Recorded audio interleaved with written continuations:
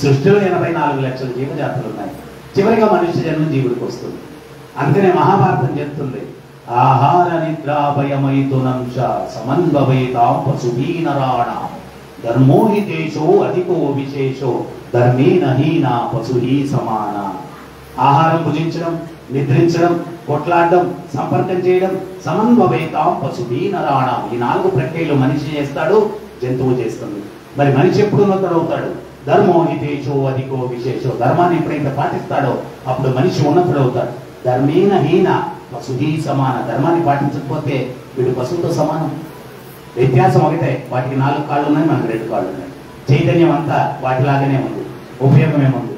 So అందువల్ల ఆచార్యులు చెప్తున్నారు, దుర్లభ మనుష్య జన్మ హానిమాడి వేడ చెప్పగా.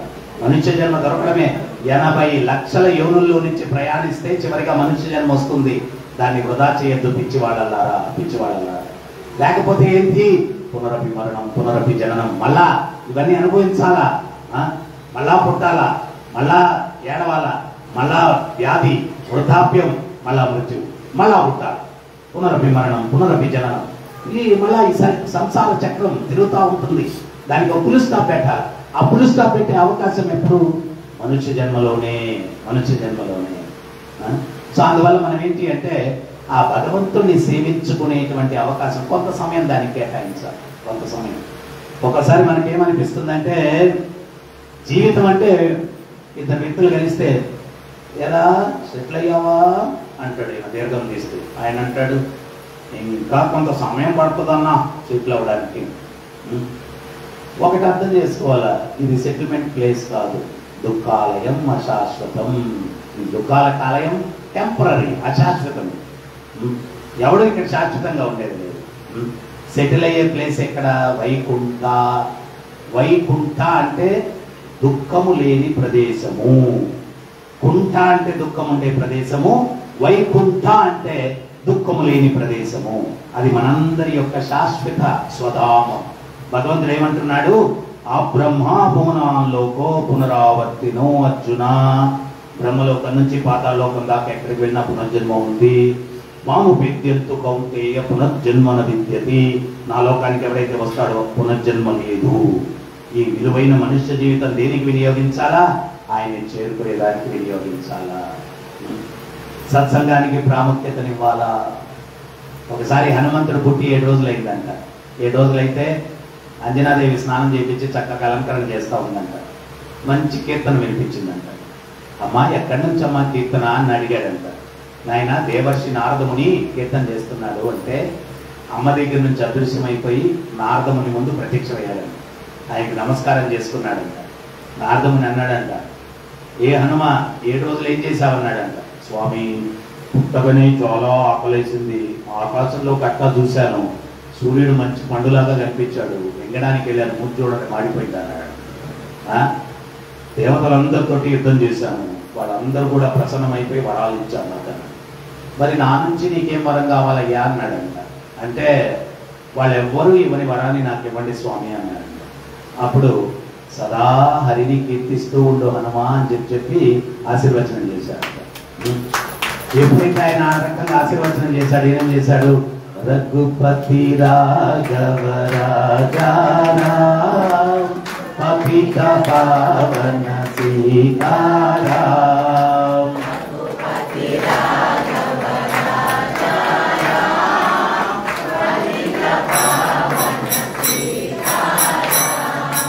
రఘుపతి రాఘవ రాజారాం పతిత పావన సీతారాం.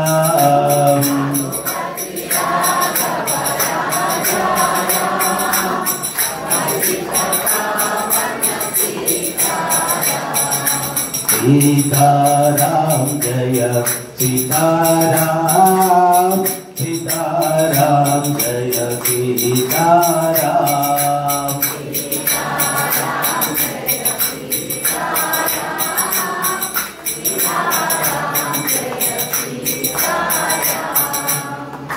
హనుమంతులు వారు చక్కగా అట్లా కీర్తన చేస్తే నారదుల వారు ఆయన ఎంతో ముదమునంది అక్కడ ఒక రాయి ఉంటే దాని మీద కూర్చొని ఇంకొక రాయి మీద, పక్కనే ఉన్న రాయి మీద తన వీణ పెట్టారంట.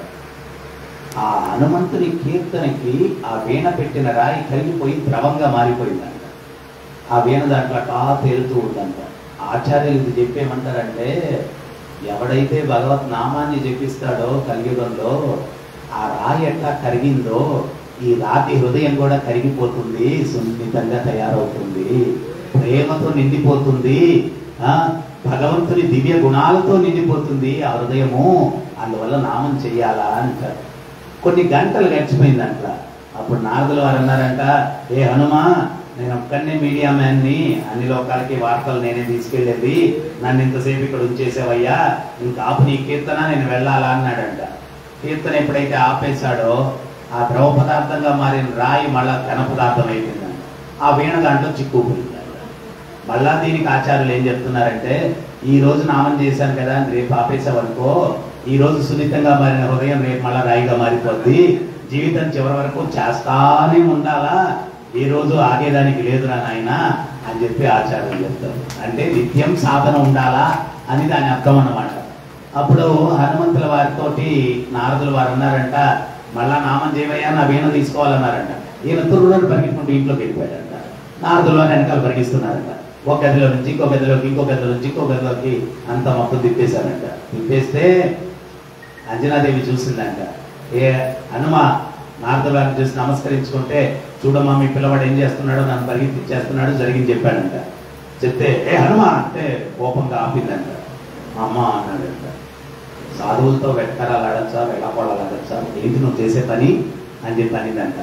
అమ్మా వెటకారం కాదు, వేళాకోళం కాదమ్మా, నీ ముఖ పద్మాల నుంచే విన్నాను, సాధువుల యొక్క పాదం ఎక్కడ మోపితే ఆ ప్రదేశం పుణ్యతీర్థం అవుతుందని, ఇల్లంతా తిప్పేస్తే మన ఇల్లు పుణ్యతీర్థం అవుతుందని ఇల్లంతా తిప్పుతున్నానంటే కానీ వెటకారాలు కాదు. సో అందువల్ల సత్సాంగత్యం ఈరోజు కలియుగంలో దొరకంది ఏంటి అంటే సత్సాంగత్యం. దుస్సాంగత్యం రోజు దుస్సాంగత్యమే, సత్సాంగత్యం లేదు. సో ఆ సత్సాంగత్యాన్ని మనం పొందుతూ ఆ సత్సాంగత్యంలో సత్యాన్ని తెలుసుకున్న తర్వాత మళ్ళీ పోస్ట్ పేమెంట్ లేకుండా శుభశ శీఘ్రం దాన్ని మనం తీసుకొని దాన్ని అనుసరించి కలియుగం ఏంటి అంటే చాలా చాలా ఆధ్యాత్మికతకు కలియుగంలో ఏంటి అంటే లాస్ట్ ప్రయారిటీ. నేను ఎప్పుడు చెప్తూ ఉంటాను, వర్షం పడింది అనుకోండి, సినిమాకి పోయేవాడు ఆగడు, హోటల్కి పోయేవాడు ఆగడు, కానీ గుడికి పోయేవాడు మాత్రం ఆగిపోతాడు. ఏమైనా గుడికి రాదు అంటే వర్షం పడింది గురువు గారు అందుకే రాలేదు. మరి వర్షం పడినప్పుడు సినిమాకి ఆగేపోయి, హోటల్కి వెళ్ళడం ఆగేపోయి, అప్పుడు లేదు కదా. మరి గుడికి మాత్రం అంటే గుడి లాస్ట్ ప్రయారిటీ, గుడి లాస్ట్ ప్రయారిటీ. మొన్న కూడా నేను ఒక విషయం చెప్తూ ఉన్నాను. మొన్న సంక్రాంతి రోజు మన గుడికి చాలా మంది వస్తారు, ఇస్తానికి వేల మంది వస్తారు. ఒక ఫ్యామిలీ ఇంకో ఫ్యామిలీతో మాట్లాడుకుంటుంటే విన్నా నేను, ఏంట్రా గుడికి వచ్చేసావు అన్నాడు. వాడేమన్నాడు తెలుసా, ఏ సినిమాకి టికెట్ దొరకలేదన్నా అనుకుని వచ్చేసాను, ఏ సినిమాకి టికెట్ దొరకలేదన్నా అనుకుని వచ్చేసాను. అంటే సినిమాకి దొరకలేదు కాబట్టి వచ్చాడు, దొరుకుంటే వచ్చేవాడు కాదు. ఇట్లా అయిపోయింది. కానీ అసలు ఇంతకు ముందు రోజుల్లో భరత భూమి మొట్టమొదట భగవంతునికి ప్రాముఖ్యత. మీరు విజయనగర సామ్రాజ్యానికి వెళ్ళండి, అక్కడ రాజులు ఎట్టున్నారో కూడా పెద్ద అంతఃపురాలు ఏం లేవు. ఎక్కడ చూసినా ఒక 50 అడుగులకు ఒక గుడి, దేవాలయం. అంటే ఆ రాజులు రాజర్షులు అన్నమాట. వాళ్ళకి తెలుసు భగవంతుణ్ణి మధ్యలో పెట్టాలి మనం, అప్పుడే ఏ సమస్య ఉండదు సమాజంలో. భగవంతుని మధ్యలో పెట్టి మనం ఏంటి అంటే ఆ భగవత్ మందిరం ద్వారా గుడికి వెళ్తే చాలా మంది అంటారు, అక్క కూర్చోవాలంటక్క అంటారు. ఎందుకు కూర్చోవాలక్క ఎవరికి తెలియదు. కొబ్బరికాయ కొట్టుకొని తినడానిక, లేకపోతే ప్రసాదం పులిహార తినడానిక, దేనికి కూర్చోవాలా? దేనికి కూర్చోవాలంటే గుడికి వెళ్తే భగవంతుని దర్శించిన తర్వాత సత్సంగం జరుగుతుంటే వినడానికి కూర్చోవాలా. ఏదైతే వింటామో దాన్ని రేపటి రోజు మన జీవితంలో ఉపయోగించుకోవాలా, దానికోసం కూర్చోవాలి. అంతేగాని అత్త గొడవలు చెప్పుకునేదానికి కాదు. ఆ అత్త గొడవలు కొట్లాడుకున్నారంటే నిన్న గుడికి రాలేదు, వచ్చుంటే తెలిసింది అంటే గుడి రామేశ్వరం పోయినా శనేశ్వరం పోయినట్టు ఇలా మనం అక్కడ చర్చించుకునేది అవి కాదు కదా. సో అందువల్ల మనం ఏంటి అంటే భగవంతునికి ప్రాముఖ్యత ఇచ్చినంత వరకు కూడా సమాజం బాగుండింది. ప్రేమ, అనురాగాలు, ఆప్యాయతలు పోతుంది.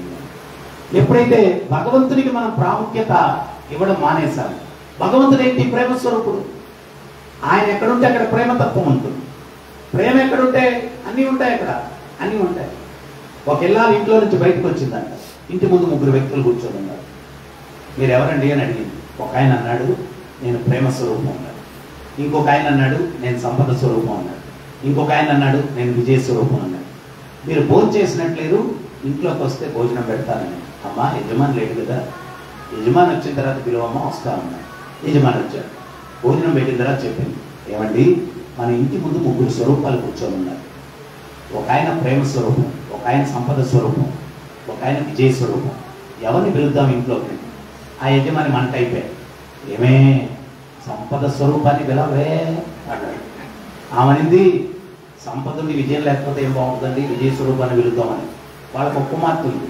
ఆ అమ్మాయి వచ్చి తల్లిదండ్రుల ద్వారా, సంపద విజయం ఉండి ఉపయోగం లేదు, ప్రేమ లేకపోతే, నా ఉద్దేశంలో ప్రేమ స్వరూపాన్ని పిలవండి అని చెప్పి ఏదో అంగీకరించారు. ఈ ఇళ్ళని వెళ్ళి, అయ్యా ప్రేమ స్వరూపం ఇంట్లోకి రా అని పిలిచింది.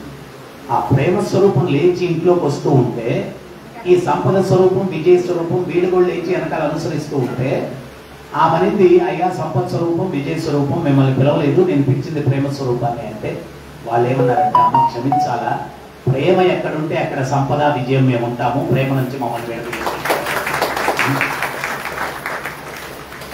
ఇంతకుముందు సమాజంలో ఆరోగ్యానికి, ఆనందానికి, బాంధవ్యానికి అన్నిటికీ మూలం ప్రేమ ఉంది. వ్యక్తుల్లో ప్రేమ ఉంది. కానీ ఇంతకుముందు రోజుల్లో వ్యక్తుల మధ్యలో ప్రేమ ఉంది అంట. దానికి కారణం ఏంటి అంటే ఆధ్యాత్మికత. ఆధ్యాత్మికత.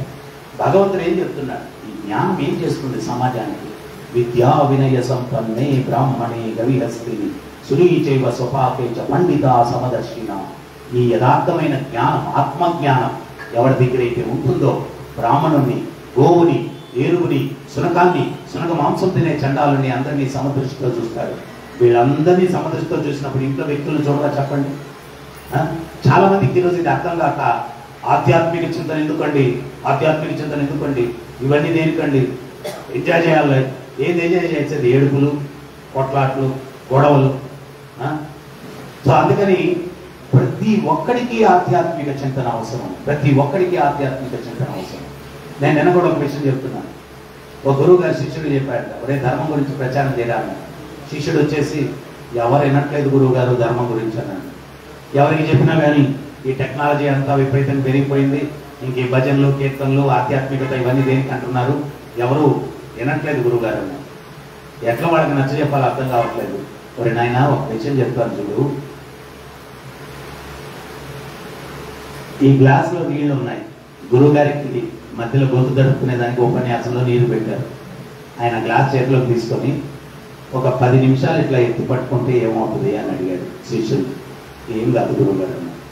గంట సేపు పట్టుకుంటే చెయ్యి లాగేస్తుంది, రోజంతా ఇట్లా పట్టుకుంటే చెయ్యి ప్యారలైజ్ అయిపోతుంది అన్నాడు. కింద పెట్టేస్తే హ్యాపీగా ఉంటాడు అన్నాడు. అప్పుడు గురువుగారు అన్నాడు, మనసులో 10 నిమిషాలు కష్టం మోస్తే ఏం పర్వాలేదు, గంట సేపు కష్టాన్ని మనసులో మోయాలంటే చాలా బాధగా ఉంటుంది. రోజంతా కష్టం మనసులో మోయాలంటే ఇంకా కష్టంగా ఉంటుంది. దించి పెట్టేస్తే ఆనందంగా ఉంటుంది. ఆధ్యాత్మిక చింతన ఎప్పటి కష్టాలను మనసులో నుంచి అప్పటికప్పుడు దించి పెట్టేసేదానికి ఉపయోగపడతాయి. ప్రతి ఒక్కడికి ఆధ్యాత్మిక చింతన అవసరం. మన పూర్వీకులు అంటే జీవించారు. వాళ్ళు రోజంతా పని చేసిన తర్వాత ప్రతి సొసైటీలో ఒక దేవాలయం ఉండేది. సాయంత్రం 6 గంటలకు చీకటి పడగానే భోజనం చేసి వాళ్ళు గుడికి వెళ్ళిపోయేవాళ్ళు. అక్కడ భజనలు, కీర్తనలు, ప్రవచనాలు.